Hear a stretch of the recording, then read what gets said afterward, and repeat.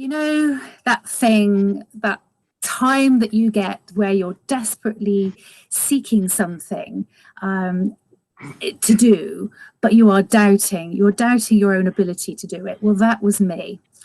And I just wanted to share with you basically my facing fears and my doubts head on, and how I looked those fears directly in the eye, and then where it led to me to post fear facing. So as you'd said, Ray, I'd always dreamt of doing this 630-mile path. For 15 years it had been with me, but I'd not really allowed that idea to germinate and bloom into something that was possible, because I'd stamped on the idea before it even had the chance to bloom, because I didn't think I was capable. So as it came to the point where I was slip sliding into my 40th year, and I knew I wanted a challenge, something that would just allow me to push myself a little bit, something that I wanted to raise money for charity as well.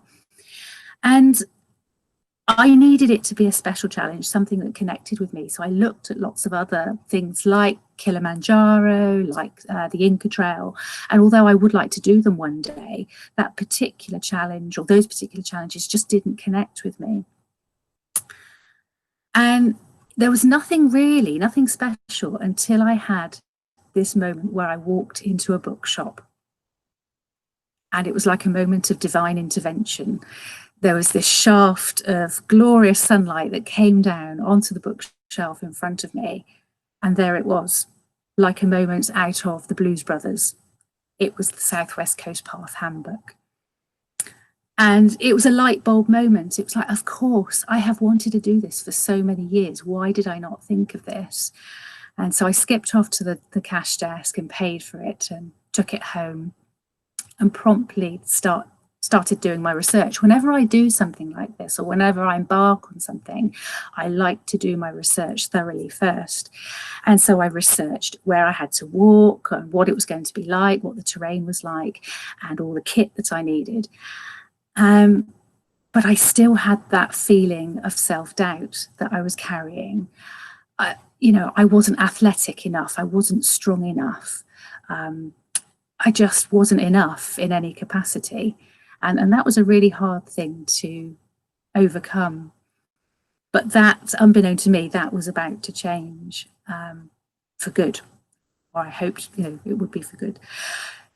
So I collected up too much kit. I researched all the stuff that I thought I needed, and bought everything that I thought was going to be necessary. And actually, I soon found out that I really needed very little to survive for those few weeks that I was away. I'd had this strange notion, or idyllic notion even, that I would be walking along the coast path and going and knocking on a farmhouse door and asking to buy a couple of eggs from the farmer's wife, and I would pop them into this little yellow box. I'd bought this little plastic yellow egg box that held 2 eggs, and I would take them away and pop them neatly in the top of my rucksack so they wouldn't break, and then I'd cook them in the morning. I'd have my breakfast a la Coast Path, and it really wasn't going to happen. The reality of it was, my bag was heavy and I didn't need that stuff. I even had a chair kit from Thermarest that turned my Thermarest mattress into a little seat, and I think I used it a couple of times, but it was all weight and it was all bulk. So my 18-kilogram bag that I set off with soon started to get emptier and emptier, and I was sending things home. And I think I got it down to about 15 kilos with food and water as well. And I also started to realise that carrying things that had a double use was so important. So having a blanket that would double up as something that I could use to dry myself, or something that I could use to cover myself, or to sit on, or to put over my head to keep the sun off, you know, things like that made a big difference. And I also learnt that I didn't need very many clothes. You know, what you need for 7 weeks is the same as what you need for 2 or 3 days.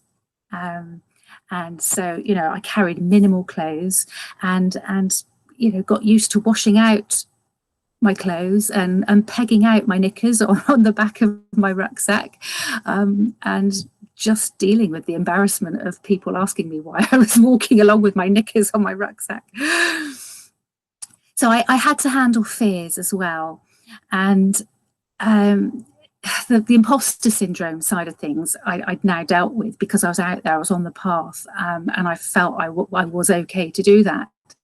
But I had to deal with wild camping solo. That was one of my big fears, and crossing rivers also was another fear of mine. And the first time I had to wild camp solo, I think it had taken me about 3 weeks to pluck up the courage to do that. I'd been camping in campsites prior to this. And I pitched my tent between a 5-bar gate and a kissing gate on the tiniest patch of grass you can possibly imagine. It really wasn't a sensible space, but I felt safe there. I went to bed, and then in the middle of the night, I woke up and I needed a wee. It was that telltale tingle. And I sat there and I risk assessed for ages, thinking I really don't want to get out in the dark on my own. And in the end, I finally plucked up the courage and I did it. And I unzipped the tent, and I absolutely gasped when I saw what I was faced with. It was a sky that was decorated with more stars than I'd ever seen in my life. There were no houses, no street lights, no cars, and it was incredible. So as I crouched there having my pee with a view, I realised in that moment that I should have got out of the tent much sooner, and I should have also done this whole thing much sooner. I shouldn't have waited so long. And I vowed to myself in that moment that I would never pass up the opportunity to walk or wild camp alone ever again, because it was incredible. Crossing the rivers, they were all okay, apart from the one big one that was my nemesis. That filled my dreams, my waking dreams and my nighttime dreams for months beforehand. And it was the River It's an estuary, and you can only cross it 2 hours either side of low tide. And I got there 7 hours before low tide, and I had to wait on the beach for low tide to happen. I started crossing at 9:30 at night. I didn't get across the mouth of that river until about 10:10. So it was dark by this point. It was the scariest thing I've done in a long time. And I dug my poles in. I can remember my tummy churning and my knees wobbling, but I just dug my poles in, and I knew that I was going to get wet.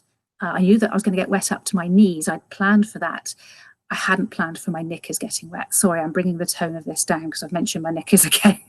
But it was very much a case of when I got to the other side, although I was still shaking from all that adrenaline, I felt so good, because I had faced what I was scared of, and I felt that sense of achievement.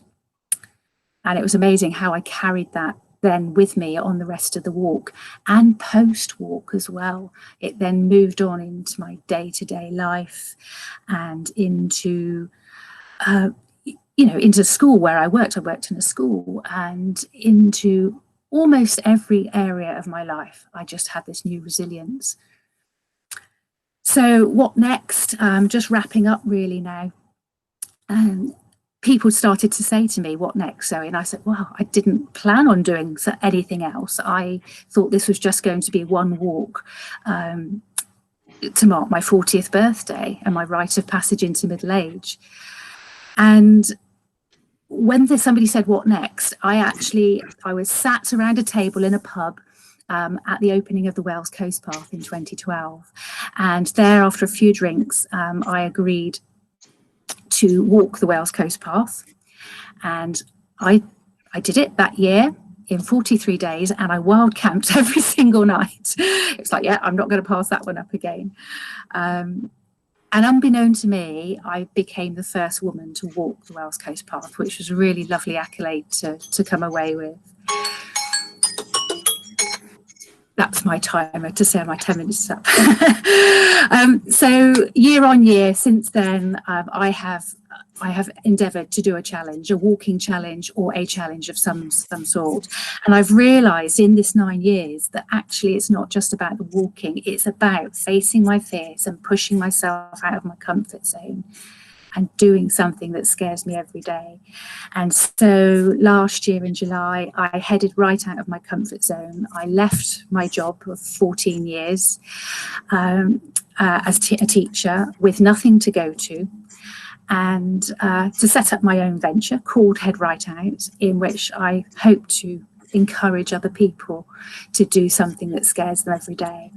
And saying yes to writing this chapter in the biggest book of yes was part of that, was wanting to tell my story and just do something that was out of my comfort zone and a little step in the right direction towards a stronger me and more resilience, and hopefully inspiring others to do the same. So I just wanted to say, without setting off on that first path of 630 miles, I really don't think I'd be where I am today. But thank you so much for the opportunity to share this. Yeah, this has been fabulous.